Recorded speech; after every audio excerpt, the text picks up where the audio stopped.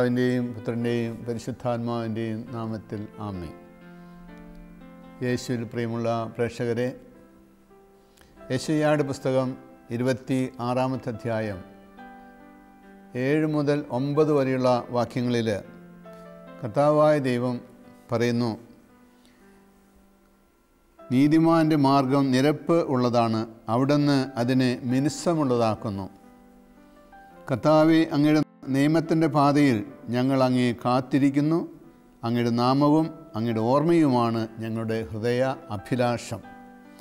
രാത്രിയിൽ എൻ്റെ ഹൃദയം അങ്ങേക്ക് വേണ്ടി ദാഹിക്കുന്നു, എൻ്റെ ആത്മാവ് അങ്ങയെ തേടുന്നു. എന്തെന്നാൽ അങ്ങയുടെ കൽപ്പന ഭൂമിയിൽ ഭരണം നടത്തുമ്പോൾ ഭൂവാസികൾ നീതി അഭ്യസിക്കുന്നു. വളരെ മനോഹരമായ ചില കാര്യങ്ങൾ അവിടെ പറയുന്നുണ്ട്. ആറ്റുതീരത്ത് നടപ്പെട്ട വൃക്ഷം പോലെയാണ് ദൈവത്തെ തേടുന്ന മനുഷ്യൻ എന്ന് സങ്കീർത്തനത്തിൽ നാം വായിക്കുന്നു. ദൈവത്തെ തേടുന്ന ആളുകൾക്ക് അവരുടെ ഹൃദയങ്ങൾക്ക് മിനുസമുണ്ടാകും, അതിനൊരു മാസ്മര ശക്തിയുണ്ടാകും, ഒരു ദിവ്യതയുണ്ടാകും, ഒരു നിഷ്കപടതയുണ്ടാകും. ഈ ഗുണങ്ങളൊക്കെ ഇന്ന് മനുഷ്യരിൽ നിന്ന് മാഞ്ഞ് മറഞ്ഞുകൊണ്ടിരിക്കുകയാണ്. കാരണം ദൈവത്തിൻ്റെ നേരെ കണ്ണുതിരിച്ച് ദൈവത്തെ അറിഞ്ഞ് മനസ്സിലാക്കി ആസ്വദിക്കാത്ത ഒരു സമൂഹം. അതുകൊണ്ട് തന്നെയാണ് അതിക്രമങ്ങളും കൊലപാതകങ്ങളും ഒക്കെ ഒത്തിരി എല്ലാ ദിവസവും നടക്കുന്നത്. ദൈവത്തിൻ്റെ മാർഗം പിന്തുടരുന്ന വ്യക്തികൾക്ക് ചിലപ്പോൾ സഹിക്കേണ്ടതായിട്ട് വരും, ചിലപ്പോഴല്ല പലപ്പോഴും. അത് മത്തായിയുടെ സുവിശേഷത്തിൽ അത് പറയുന്നുണ്ട്. 10-ാം അധ്യായം 24 മുതൽ 25 വരെയുള്ള വാക്യങ്ങളിൽ അത് പറയുന്നുണ്ട്. ദൈവത്തെ പ്രതി നാം സഹിക്കേണ്ടി വരുമ്പോൾ അത് ദിവ്യമായ സഹനമാണ്. മനുഷ്യൻ്റെ ജീവിതത്തിൽ കുരിശുകളിലൂടെ കടന്നു പോകുമ്പോഴാണ് ഈശോയ്ക്ക് കൂടുതൽ ആനന്ദം ഉണ്ടാവുന്നത്.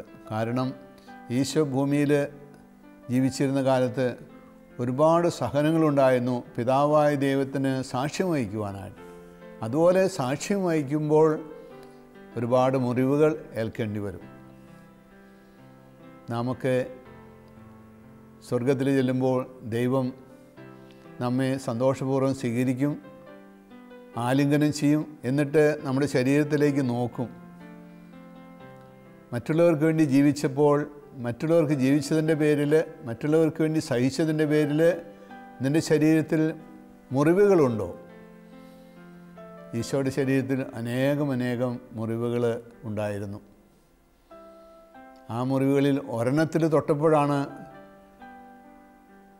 വിശുദ്ധ തോമസ് ലീഹ പറഞ്ഞത്, എൻ്റെ കർത്താവേ, എൻ്റെ ദൈവമേ എന്ന്. അദ്ദേഹം കിടിലം കൊണ്ടു, ആവേശം കൊണ്ടു, വിരലൊന്ന് തൊട്ടതേ ഉള്ളൂ. അപ്പോൾ ഈശോ ഒന്ന് സ്പർശിച്ചാലുള്ള അനുഭവം എന്തായിരിക്കും? അപ്പം അങ്ങനെ ഈശോയുടെ സ്പർശം കിട്ടണമെങ്കിൽ, ഈശോയെ അനുഭവിക്കണമെങ്കിൽ ഈശോയെ പോലെ സഹിക്കണം, ചെറുതാകണം. മറ്റുള്ളവരുടെ ജീവൻ വലുതാക്കാൻ, ശക്തിപ്പെടുത്താൻ വേണ്ടിയിട്ട്, മറ്റുള്ളവരെ ഉജ്ജ്വലിപ്പിക്കാൻ വേണ്ടിയിട്ട് ഞാൻ എന്ത് സഹിച്ചിട്ടുണ്ട്. എൻ്റെ സമയം, എൻ്റെ ആരോഗ്യം, എൻ്റെ പണം, എൻ്റെ ചിന്ത, എൻ്റെ ബുദ്ധി, എൻ്റെ സാമർഥ്യം, എൻ്റെ സ്വാധീനങ്ങൾ, ഇതൊക്കെ ഉപയോഗിച്ച് ഞാൻ ആരെങ്കിലും രക്ഷപ്പെടുത്തിയിട്ടുണ്ടോ? രക്ഷയിലേക്ക് നയിച്ചിട്ടുണ്ടോ? ഇവിടെയാണ് നമ്മളൊക്കെ നിശബ്ദരാവുന്നത്. അതിപ്പോൾ വേണ്ട, തൽക്കാലം വേണ്ട, എന്നെ കൊണ്ടൊന്നും സഹിക്കില്ല, എനിക്കൊരുപാട് കാര്യങ്ങളൊക്കെ ഉണ്ട്, ഇപ്പോൾ എനിക്ക് സമയമില്ല, ഇങ്ങനെ പറഞ്ഞുകൊണ്ട് പിന്മാറും. എന്തുകൊണ്ടാണ്?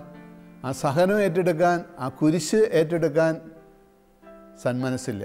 അതുകൊണ്ട് തന്നെ ത്യാഗത്തിൻ്റെ അനുഭവങ്ങൾ കുടുംബങ്ങളിൽ കുറഞ്ഞു പോകുന്നു. മാതാപിതാക്കന്മാർ വയസ്സായി കഴിഞ്ഞാൽ അവരെ അനാഥശാലകളിൽ കൊണ്ടെത്തിക്കുന്നു.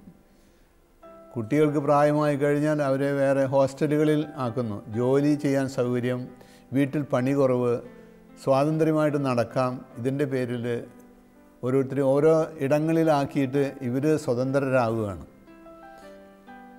കർത്താവിൻ്റെ ശൈലി നോക്കുമ്പോൾ കർത്താവ് പറഞ്ഞത്, ഇതാ നോക്കൂ, ഒരു കള്ളൻ വരുന്നത് കൊല്ലുവാനും മോഷ്ടിക്കുവാനുമാണ്. യോഹന്നാൻ്റെ സുവിശേഷം 10-ാമത്തെ അധ്യായം 10-ാമത്തെ വാക്യത്തിലാണത് പറയുന്നത്. എന്നാൽ ഞാൻ വന്നിരിക്കുന്നത് കൊല്ലുവാനും മോഷ്ടിക്കുവാനല്ല, അവർക്ക് ജീവൻ ഉണ്ടാകാനും അത് സമൃദ്ധമായി ഉണ്ടാകാൻ വേണ്ടിയാണ്. എത്ര പേരെ ഈശോ ജീവൻ കൊടുത്ത് രക്ഷിച്ചത്! യായിരൂസിൻ്റെ പുത്രിയെ ഉയർപ്പിച്ചു, ലാസറിനെ ഉയർപ്പിച്ചു. അതിശയകരം തന്നെ. ഓരോ ഭാവം വായിക്കുമ്പോൾ, പ്രത്യേകിച്ചും ലൂക്കായുടെ സുവിശേഷം വായിക്കുമ്പോൾ, ഓരോ അധ്യായം മറിക്കുമ്പോഴും എല്ലായിടത്തും അത്ഭുതങ്ങളാണ്. കണ്ണ് ഇല്ലാത്തവൻ കുരുടനായവനോട് പറഞ്ഞു, തുറക്കപ്പെടട്ടെ, എഫാത്ത, തുറക്കപ്പെടട്ടെ. തുറന്നു. ഇതുപോലെ എത്ര അത്ഭുതങ്ങൾ. ആ അത്ഭുതങ്ങൾ നടക്കുന്നതിൻ്റെ കാരണം എന്താ? ഈശോ നിഷ്കപടനായിരുന്നു, നിർമ്മലനായിരുന്നു, ദിവ്യതയുള്ളവനായിരുന്നു, പിതാവിൻ്റെ തത്സ്വരൂപമായിരുന്നു. അതുകൊണ്ടാണ് ഇത്രയേറെ അത്ഭുതങ്ങൾ ഈശോ ചെയ്തത്. എല്ലാവർക്കും ജീവൻ കൊടുക്കുകയാണ്. ലാസറിനെ ഉയർപ്പിച്ചു. ലാസറെ പുറത്തു വരിക. നമുക്കങ്ങനെ ഉയർപ്പിക്കാൻ സാധിച്ചിട്ടുണ്ടോ? കാനഡയിൽ 2 കൊല്ലം മുൻപ് ധ്യാനിപ്പിച്ചപ്പോൾ, ടൊറോണ്ടോയിൽ ധ്യാനിപ്പിച്ചപ്പോൾ, ഒരു സ്ത്രീ ധ്യാനം കഴിഞ്ഞ് എൻ്റെ അടുത്ത് വന്നു കരഞ്ഞു പറഞ്ഞു, എൻ്റെ ഭർത്താവ് സിങ്കിങ് ആണ്, എന്ന് വെച്ചാൽ വായു വലിച്ച് മരിക്കാൻ കിടക്കുകയാണ് ആശുപത്രിയിൽ, ഒന്ന് വരാമോ? നേരം വൈകി, രാവിലെ മുതൽ പ്രസംഗിച്ച് നേരം ഒത്തിരി വൈകി. ഞാൻ ചോദിച്ചു, എത്ര സമയമെടുക്കും? അത് 1.25 മണിക്കൂറോളം എടുക്കും. കാറിൽ ഇരുന്ന് യാത്ര ചെയ്യുമ്പോൾ 1.25 മണിക്കൂർ എടുക്കും. ഞാൻ പോകുന്നതിന് മുൻപ് കുർബാന എടുത്ത് പോക്കറ്റിൽ വെച്ചു. അയാൾക്ക് വേണ്ടി പ്രാർത്ഥിച്ചുകൊണ്ടിരുന്നു. പ്രാർത്ഥിച്ച് ഒരു 20 മിനിറ്റ് കഴിഞ്ഞപ്പോൾ അയാൾ, ഈ വായു വലിക്കുന്ന ആൾ, കണ്ണ് തുറന്നു, കൈ അനക്കാൻ തുടങ്ങി. പിന്നെയും പ്രാർത്ഥന തുടർന്നു. വീട്ടുകാരെയൊക്കെ ഞാൻ പുറത്ത് നിർത്തിയിരിക്കുക. അത് കഴിഞ്ഞ് ഞാൻ അയാൾ വിശുദ്ധ തൈലം കൊണ്ട് പൂശി. കുറച്ച് കഴിഞ്ഞപ്പോൾ അയാൾ പറഞ്ഞു, എനിക്ക് ഒന്ന് എഴുന്നേറ്റ് ഇരിക്കണം. എഴുന്നേറ്റിരുന്നു, സംസാരിക്കാൻ തുടങ്ങി. മരിക്കുമെന്ന് വിചാരിച്ചിട്ട് വീട്ടിലുള്ള ആൾക്കാരൊക്കെ നിൽക്കുകയാണ്, പുറത്ത് നിൽക്കുകയാണ്. അയാൾ സംസാരിച്ചു. ഞാൻ ചോദിച്ചു, ഒന്ന് കുമ്പസാരിക്കണോ?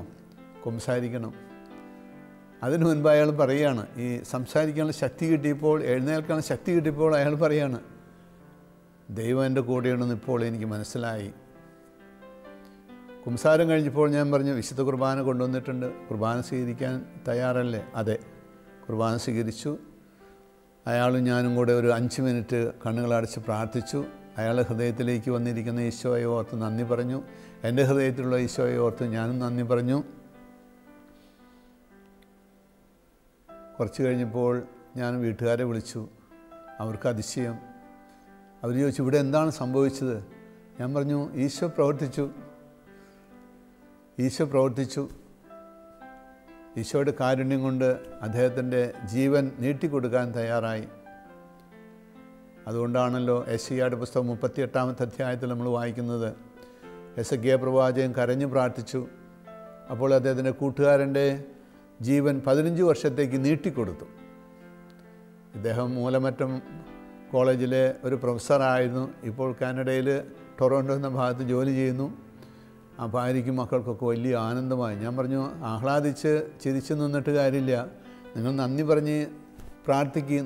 അപ്പോൾ ഞങ്ങൾ എന്താ ചെയ്യേണ്ടത്? ഞാൻ പറഞ്ഞു, 116-ാം സങ്കീർത്തനം, 118-ാം സങ്കീർത്തനം, 145-ാം സങ്കീർത്തനം, ഇതൊക്കെ വായിച്ച് പ്രാർത്ഥിക്കുക. ആ വചനഭാഗങ്ങളെങ്കിലും അറിയട്ടെ എന്ന് കരുതിയിട്ടാണ് ഞാനത് പറഞ്ഞത്. ഇന്ന് മാത്രം പ്രാർത്ഥിച്ചാൽ പോരാ, നാളെയും പ്രാർത്ഥിക്കണം, മറ്റന്നാളും പ്രാർത്ഥിക്കണം. അങ്ങനെ നന്ദി പറയുക, മറ്റുള്ളവരെ ദൈവത്തിൻ്റെ പ്രവർത്തനത്തെക്കുറിച്ച് വിശദീകരിക്കുന്നത് നല്ലതാണ്, എങ്ങനെയാണ് അദ്ദേഹം രക്ഷപ്പെട്ടത് എന്ന്. അപ്പോൾ ദൈവത്തിൻ്റെ കൂടെ ആയിരിക്കുമ്പോൾ ദൈവം നമുക്ക് കൂടുതൽ അനുഭവങ്ങൾ തരും. പക്ഷേ നാം സഹനത്തിലൂടെ കടന്നു പോകണം. മാർക്കോസ് 8:32 32 മുതൽ 34 വരെയുള്ള വാക്യങ്ങളിൽ ഈശോ പറയുന്നുണ്ട്, എന്നെ അനുഗമിക്കണമെങ്കിൽ കുരിശെടുക്കണം. സഹനം. ആ സഹനത്തിലൂടെ കടന്നു പോയാൽ മാത്രമേ സമൂഹത്തെ രക്ഷിക്കാൻ പറ്റുള്ളൂ, മക്കളെ രക്ഷിക്കാനായിട്ട് സാധിക്കുകയുള്ളൂ, വീടിനെ രക്ഷിക്കാനായിട്ട് സാധിക്കുകയുള്ളൂ, ഇടവകയെ രക്ഷിക്കാനായിട്ട് സാധിക്കുകയുള്ളൂ. സഹിച്ചിട്ടുണ്ടാകണം, ചെറുതായിട്ടുണ്ടാകണം. അങ്ങനെ നമുക്ക് മുറിവുകൾ ഏൽക്കും, മറ്റുള്ളവർക്ക് രക്ഷയുടെ അനുഭവം ഉണ്ടാകും. രക്ഷയിലേക്ക് നയിക്കാനാണ് ഞാൻ വന്നിരിക്കുന്നത്, കൊല്ലുവാനല്ല, നശിപ്പിക്കുവാനല്ല. എല്ലാവർക്കും എടുക്കാൻ ഇഷ്ടമാണ്, മറ്റുള്ളവരിൽ നിന്ന് വാങ്ങാൻ ഇഷ്ടമാണ്.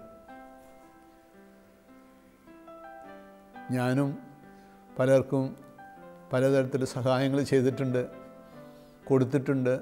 10 വർഷം കഴിഞ്ഞ് ഒരു ചെറിയ സഹായം ചോദിച്ചപ്പോൾ നിശബ്ദതയാണ്.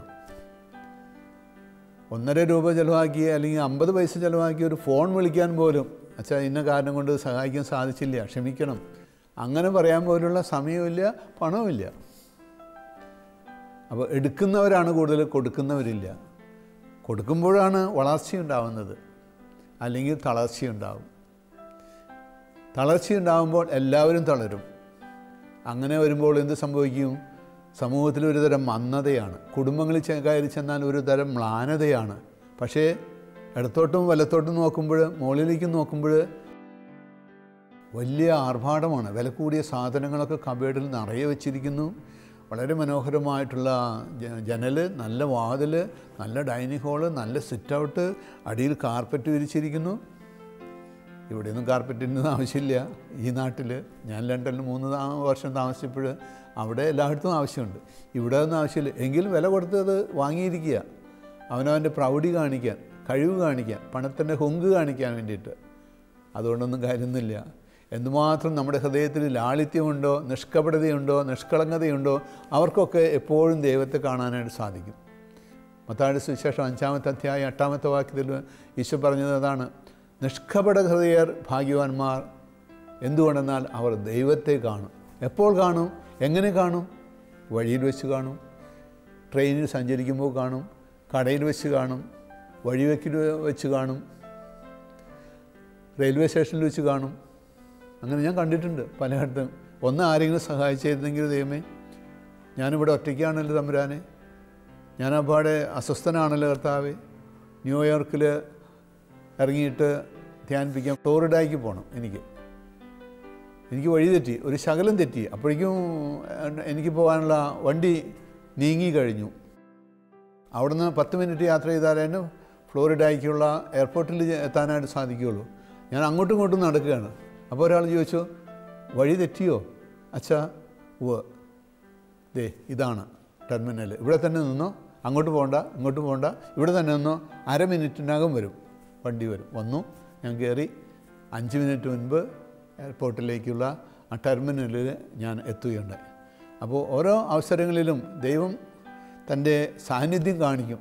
യെശയ്യായുടെ പുസ്തകത്തിൽ 41-ാം അധ്യായം 13-ാമത്തെ വാക്യം, 41:13 അവിടെ വായിക്കുന്നത് ഇങ്ങനെയാണ്, ഞാൻ നിൻ്റെ വലതുകരം പിടിച്ചിരിക്കുന്നു, നീ ഭയപ്പെടേണ്ട. അപ്പോൾ ദൈവത്തിൻ്റെ സാന്നിധ്യവും ശക്തിയൊക്കെ അനുഭവിക്കണമെങ്കിൽ നമ്മൾ നിഷ്കപടരായിരിക്കണം, നിസ്വാർത്ഥരായിരിക്കണം. അപ്പോൾ മാലാഖമാർ ചുറ്റും കാവൽ നിന്ന് നമ്മെ സഹായിക്കും. ഞാനിവിടെ നിന്ന് വിദേശത്ത് ധ്യാനിപ്പിക്കാനായിട്ട് ആദ്യം പോയത് ബംഗ്ലാദേശിലാണ് 2001. അവിടെ ചെന്നപ്പോൾ ദീർഘമായ വരികൾ, 5 ലൈനുകളാണ് നിൽക്കുന്നത് ഇമിഗ്രേഷന് വേണ്ടിയിട്ട്, പാസ്പോർട്ടിൽ സീലടിക്കാൻ വേണ്ടിയിട്ട്. അവിടെ നിന്ന് മടുത്തപ്പോൾ ഞാനിങ്ങനെ പ്രാർത്ഥിച്ചു, എൻ്റെ തമ്പുരാനെ, ഞാനൊരു വൈദികനായതുകൊണ്ട് ഈ മുസ്ലിം രാജ്യത്ത് എന്തൊക്കെയാണാവോ അവർ ചോദിക്കാൻ പോകുന്നത്. ഞാൻ അവിടെ നിന്ന് പ്രാർത്ഥിച്ചപ്പോൾ, കണ്ണടച്ച് പ്രാർത്ഥിച്ചപ്പോൾ കർത്താവ് പറഞ്ഞു, നീ സെഫാനിയ എന്ന പുസ്തകമുണ്ട്, അതിൽ 3-ാമത്തെ അധ്യായം 17 മുതൽ 19 വരെയുള്ള വാക്യം വായിച്ചു നോക്കുക. ഞാൻ ബാഗിൽ നിന്ന് ബൈബിൾ എടുത്ത് വായിച്ചു നോക്കിയപ്പോൾ പറയുന്നത്, നിനക്ക് മുൻപേ എൻ്റെ ദൂതന്മാരെ ഞാൻ അയക്കും, നിനക്കെന്തെങ്കിലും തടസ്സങ്ങളോ ശത്രുക്കളോ ഉണ്ടെങ്കിൽ ഞാൻ അവരെ ആട്ടിയകറ്റും, എന്നിട്ട് നീ നടന്നാൽ മതി. അതാണല്ലോ പുറപ്പാട് 14:14 പറയുന്നത്, നീ എൻ്റെ കൂടെ ശാന്തനായിട്ട് സഞ്ചരിക്കുക, എൻ്റെ കൂടെ സഞ്ചരിക്കുക, എൻ്റെ മുൻപേ സഞ്ചരിക്കേണ്ട. നിനക്ക് മുൻപേ ഞാൻ നടക്കും, നിൻ്റെ ശത്രുക്കളെ തകർക്കും, പിന്നെ നിനക്ക് മുന്നോട്ട് പോകാം. ഈ അനുഭവം നമുക്കുണ്ടാകണമെങ്കിൽ ദൈവത്തോട് കൂടെ ആയിരിക്കണം, ദൈവത്തിൻ്റെ സന്നിധിയിൽ കൂടെ ആയിരിക്കാനുള്ള ആ ഏകാഗ്രത ഉണ്ടാകണം. സംഗീതം 46:10 പറയുന്ന അങ്ങനെയാണല്ലോ, നീ ശാന്തനാകുക, മനസ്സുകൊണ്ട്, ചിന്ത കൊണ്ട്, ഭാവന കൊണ്ട്, നോട്ടം കൊണ്ട് ഒക്കെ. ഒരാളോട് സംസാരിച്ചുകൊണ്ടിരിക്കുമ്പോൾ തന്നെ മനുഷ്യരുടെ നോട്ടം ഞാൻ ഓർക്കാറുണ്ട്, എന്തിനാ അവൻ ഇത്ര എന്നെ സൂക്ഷിച്ചു നോക്കുന്നത്? ഞാൻ അവനറിയില്ല, അവൻ എന്നെ അറിയില്ല, പിന്നെ എന്തിനാ അവനെ എത്രമാത്രം എന്നെ സൂക്ഷിച്ചു നോക്കുന്നത്? എൻ്റെ അമ്മ വഴി കൂടെ സ്വസ്ഥമായിട്ട് ശാന്തമായിട്ട് നടക്കാൻ തന്നെ മനുഷ്യന് പ്രയാസമായല്ലോ എന്ന് ഞാൻ ഓർത്തിട്ടുണ്ട്. 46-ാമത്തെ സങ്കീർത്തനത്തിൽ പറയുന്നത്, നിശാന്തനാകുക, എന്നിട്ട് ഞാൻ എൻ്റെ ദൈവമാണെന്ന് അറിയാം. ചിന്ത കൊണ്ട്, ഭാവന കൊണ്ട്, നോട്ടം കൊണ്ട്, വിചാരം കൊണ്ട് ദൈവത്തിന് ശ്രദ്ധ കേന്ദ്രീകരിച്ച് ശാന്തത ഉണ്ടാകുമ്പോൾ നിനക്ക് ദൈവത്തെ അറിയുവാനായിട്ട് സാധിക്കും. അങ്ങനെ ദൈവത്തെ അറിഞ്ഞ ആളുകൾക്ക് മാത്രമേ രക്ഷയുടെ അനുഭവം കൊടുക്കാനായിട്ട് സാധിക്കുള്ളൂ. രക്ഷയ്ക്ക് ഭർത്താവ്, നല്ല ഭർത്താവ് എന്ന് പറഞ്ഞാൽ കുറേ പണം ഉണ്ടാക്കലല്ല. നല്ല ഭാര്യ എന്ന് പറഞ്ഞാൽ നല്ല വിശേഷപ്പെട്ട വസ്ത്രങ്ങൾ അണിഞ്ഞ്, വിശേഷപ്പെട്ട ആഭരണങ്ങൾ അണിഞ്ഞ് നടക്കലല്ല. ഭാര്യയെക്കുറിച്ച് പറയുന്നുണ്ട്, സൗന്ദര്യം എന്ന് പറയുന്നത് മണ്ടത്തര, വിഡ്ഢിത്തരാണ്. അതെവിടെ പറയുന്നത്? സുഭാഷിതം 31-ാമത്തെ അധ്യായം 31-ാമത്തെ വാക്യം വായിച്ചു നോക്കുക. Charm is deceptive, beauty is fleeting എന്നാണ് അവിടെ പറയുന്നത്. സൗകുമാര്യം വ്യർത്ഥമാണ്. പകിട്ടേറിയ ഡിസൈനുകളും സാധനങ്ങളും അവതരിപ്പിക്കാനും വിൽക്കാനും കൊടുക്കാനും അത് അണിഞ്ഞു നടക്കാനും വേണ്ടിയുള്ള എന്തൊരു വ്യഗ്രതയാണ് മനുഷ്യർക്ക്. എന്തുകൊണ്ടാണ്? ആന്തരിക ജീവിതത്തിൽ ശാലീനത, കോയിനസ് എന്ന് പറഞ്ഞൊരു വാക്കുണ്ട് ഇംഗ്ലീഷിൽ, COYNESS, കോയിനസ്. ആ സാധനം, സൗകുമാര്യം, ലാളിത്യം ഉണ്ടാകുമ്പോഴാണ് തമ്പുരാനെ നോക്കാൻ തോന്നുന്നത്, തമ്പുരാനെ അറിയാൻ സാധിക്കുന്നത്, അനുഭവിക്കാനും സാധിക്കുന്നത്. ഇനി സംശയമുണ്ടെങ്കിൽ 1 കൊറിന്ത്യർക്ക് എഴുതിയ ലേഖനം 7-ാമത്തെ അധ്യായം 17 മുതൽ 32 വരെയുള്ള വാക്യങ്ങൾ വായിച്ചു നോക്കുക. അവിടെ എന്താണ് സൗന്ദര്യം എന്ന് പറയുന്നുണ്ട്. പ്രഭാഷകൻ്റെ പുസ്തകം 26-ാമത്തെ അധ്യായം വായിച്ചു നോക്കുക. അവിടെയും സൗന്ദര്യത്തെക്കുറിച്ച് പറയുന്നുണ്ട്. ഇപ്പോൾ സൗന്ദര്യത്തെക്കുറിച്ച് വിശദീകരിക്കാനല്ല ഞാനിവിടെ നിൽക്കുന്നത്. നാം രക്ഷകരായിട്ട് മാറണം. രക്ഷകരായിട്ട് മാറുന്നത് തമ്പുരാനോട് ചേർന്ന് നിൽക്കുമ്പോഴാണ്. പ്രഭാഷകൻ്റെ പുസ്തകം 2-ാമത്തെ അധ്യായം 3-ാമത്തെ വാക്യത്തിൽ പറയുന്നു, അവിടത്തോട് വിട്ടകലാതെ ചേർന്ന് നിൽക്കുക, നിൻ്റെ എല്ലാ കാര്യങ്ങളും ശുഭമായിരിക്കും. ചേർന്ന് നിൽക്കാൻ സമയമില്ല, ചേർന്ന് നിന്ന് ഈശോയോടൊപ്പം ചിന്തിക്കാൻ സമയമില്ല. എന്തൊരു വ്യഗ്രതയാണ് മനുഷ്യർക്ക്. കാറും ഫോണും കമ്പ്യൂട്ടറും മൊബൈലും ഒക്കെ ഉണ്ടായിക്കഴിഞ്ഞാൽ എല്ലാം ആയിരുന്ന ഒന്നും ആയിട്ടില്ല. അതൊക്കെ ശൂന്യതയാണ്. ഭൂമിയിൽ നമുക്ക് കിട്ടാവുന്ന എല്ലാ സൗകര്യം കിട്ടുന്നതുകൊണ്ട് നമ്മളാരും പൂർണ്ണരാകുന്നില്ല, നമ്മളാരും സന്തോഷചിത്തരാകുന്നില്ല, നമ്മളാരും ആനന്ദത്തിലേക്ക് കടക്കുന്നില്ല. ആനന്ദം കിട്ടുന്നത് അവിടുത്തെ നോക്കുമ്പോഴാണ്, പ്രകാശിതരാകുന്നത് അവിടുത്തെ നോക്കുമ്പോഴാണ്. 34-ാം സങ്കീർത്തനം 5-ാമത്തെ വാക്യത്തിൽ പറയുന്നു, അവിടുത്തെ നോക്കിയവർ പ്രകാശിതരായി. എങ്ങനെയാണ് പ്രകാശിതരാകുന്നത്? സക്കേവസിന് അതല്ലേ ഉണ്ടായത്. മരത്തിൽ നിന്ന് പെട്ടെന്ന് താഴേക്ക് ഇറങ്ങി വന്നു. വീട്ടിൽ ഈശോയുടെ ഒപ്പം ചെന്നപ്പോൾ അയാൾക്ക് ആ പരിസരബോധകം മറന്നു. അയാൾ പറഞ്ഞു, എനിക്കുള്ളതിൻ്റെ പകുതി ഇതാ തരുന്നു കർത്താവേ, പാവങ്ങൾക്ക് ഞാൻ കൊടുക്കുന്നു കർത്താവേ. അതാണ് ഉടയവനെ കണ്ടതിലുള്ള, തമ്പുരാൻ്റെ പുത്രനെ കണ്ടതിലുള്ള ആനന്ദത്തിൻ്റെ ക്ലൈമാക്സ്, അതിൻ്റെ അത്യുച്ചി അതാണ്. അതുപോലെ വരാനായിട്ട് ശ്രമിക്കണം. എനിക്ക് 2 ലക്ഷം രൂപയോളം വില വരുന്ന 2 ക്യാമറ ഇറ്റലിയിൽ നിന്നും ജർമ്മനിയിൽ നിന്നും കിട്ടി. പിന്നെ കുറച്ച് കഴിയുമ്പോൾ അതിനേക്കാൾ വില കൂടിയ ഒരു കമ്പ്യൂട്ടർ കിട്ടി. ഇത് 3ഉം കൊണ്ട് ഒരുപാട് കാര്യങ്ങൾ ചെയ്യാൻ സാധിക്കുമെന്നാണ് ഞാൻ വിചാരിച്ചത്. അപ്പോൾ ഞാൻ ആ കമ്പ്യൂട്ടറും കൊടുത്തു. അതിൻ്റെ വ്യർത്ഥത മനസ്സിലായപ്പോൾ കമ്പ്യൂട്ടറും കൊടുത്തു, ക്യാമറയും കൊടുത്തു. തമ്പുരാനെ നോക്കിയപ്പോൾ, തമ്പുരാൻ്റെ വചനങ്ങളിൽ ശ്രദ്ധ ഊന്നിയപ്പോൾ എനിക്ക് കൂടുതൽ ആനന്ദം. My soul rejoices in the Lord എന്നാണല്ലോ മാതാവ് പറയുന്നത്. കർത്താവിൻ്റെ കൂടെ നടന്ന് നമുക്ക് രക്ഷകരാകാം, സഹിക്കുന്നവരാകാം, കൊടുക്കുന്നവരാകാം. അങ്ങനെ കൊടുത്ത് ഈശോ കുരിശിലേറി ശൂന്യവൽക്കരിക്കപ്പെട്ട് ഉത്ഥാനം ചെയ്തതുപോലെ ഉത്ഥാനത്തിൻ്റെ അനുഭവം ഇവിടെ അയക്കുമ്പോൾ തന്നെ നമുക്ക് കിട്ടും. ഭൂമിയിലായിരിക്കുമ്പോൾ തന്നെ, മരിക്കുന്നതിന് മുൻപ് തന്നെ നമുക്ക് വലിയ ഒരു മനസ്സിൻ്റെ സംതൃപ്തി ഉണ്ടാകും, സന്തോഷം ഉണ്ടാകും, ആനന്ദം ഉണ്ടാകും. ആ ആനന്ദത്തിലേക്ക് നടക്കാൻ നമുക്ക് ഈശോയെ നോക്കാം, ഈശോയുടെ കുരിശിലേക്ക് നോക്കാം. അപ്പോൾ നമുക്ക് കൊടുക്കാനും ത്യാഗം സഹിക്കാനും ക്ഷമിക്കുവാനും സഹിക്കുവാനുള്ള വലിയ നല്ല മനസ്സ് ഉണ്ടാകും. ദൈവം നമ്മളെ ഓരോരുത്തരെയും സമർത്ഥമായിട്ട് അനുഗ്രഹിക്കട്ടെ. നമുക്ക് പ്രാർത്ഥിക്കാം. കർത്താവായ ദൈവമേ, അങ്ങയുടെ തിരുവചനം കേട്ട മക്കൾക്ക് ഓരോരുത്തർക്കും സഹിക്കുവാനും സഹനത്തിലൂടെ, ത്യാഗത്തിലൂടെ, വെറുമയാക്കപ്പെടലിലൂടെ അവർക്ക് മുറിവുകൾ ഉണ്ടാകുവാനും മുറിവേറ്റ ശരീരവുമായി ഈശോയുടെ മുൻപേ നിൽക്കുവാനും ഉള്ള കൃപ കൊടുക്കണമേ. കൊടുത്തതിൻ്റെ ആനന്ദം അവർക്ക് കൊടുക്കണമേ. ശൂന്യവൽക്കരിക്കപ്പെട്ടതിൻ്റെ വലിയ സന്തോഷം അവർക്ക് എപ്പോഴും കൊടുക്കണമേ. നല്ല അമ്മയ്ക്ക് ഉണ്ടാകുന്ന വലിയ ആനന്ദം, നല്ല അപ്പന് മക്കൾക്ക് വേണ്ടി സഹിച്ചതിൻ്റെയും ക്ലേശങ്ങൾ സഹിച്ചതിൻ്റെയും അധ്വാനിച്ചതിൻ്റെയും ആ ആനന്ദം ഉണ്ടാകുന്ന പോലെ ഓരോ മനുഷ്യ ആത്മാവിനും ദൈവത്തെ അനുകരിക്കാൻ വേണ്ടിയിട്ട് പരിശ്രമിച്ചപ്പോൾ കിട്ടിയ മുറിവുകളും കുരിശുകളും സഹനങ്ങളും ഒരു വലിയ നഷ്ടമായിട്ട്, ശാപമായിട്ട് കണക്കാക്കാതിരിക്കുവാനുള്ള കൃപ അവർക്ക് ഓരോരുത്തർക്കും കൊടുക്കണമേ. എൻ്റെ കുരിശ് വഹിക്കാതെ നിങ്ങൾക്കാർക്കും എൻ്റെ രക്ഷയിലേക്ക് കടന്നു വരുവാൻ സാധിക്കുകയില്ല എന്ന് ഈശോ പറഞ്ഞ വചനം മനസ്സിൽ ധ്യാനിക്കുവാനുള്ള കൃപ ഇവർക്ക് കൊടുക്കണമേ. ദൈവത്തിൻ്റെ ദൂതന്മാർ, മാലാഖന്മാർ ചുറ്റും നിങ്ങൾക്ക് ഇന്നുണ്ടായിരിക്കട്ടെ. എല്ലാവിധ ആപത്തിനും കർത്താവ് നിങ്ങളെ സംരക്ഷിക്കട്ടെ. രോഗബാധകളിൽ നിന്നും, പൈശാചിക ബന്ധനങ്ങളിൽ നിന്നും, പാപത്തോടുള്ള ചായ്വിൽ നിന്നും ഇവരെ പിന്തിരിപ്പിക്കണമേ. വചനത്താൽ ഇവർ ശുദ്ധീകരിക്കപ്പെടട്ടെ. ഈ പ്രാർത്ഥനകളെല്ലാം പിതാവായ ദൈവമേ, അവിടുത്തെ പുത്രനായ ഈശോ മിശിഹാ വഴി അങ്ങേ തിരുസന്നിധി ഞങ്ങൾ സമർപ്പിക്കുന്നു. നിത്യം പിതാവും പുത്രനും പരിശുദ്ധാത്മാവുമായ സർവേശ്വര എന്നേക്കും ആമേൻ. എല്ലാവർക്കും നല്ല ഒരു ദിവസം ആശംസിക്കുന്നു. ദൈവം നിങ്ങളെ അനുഗ്രഹിക്കട്ടെ.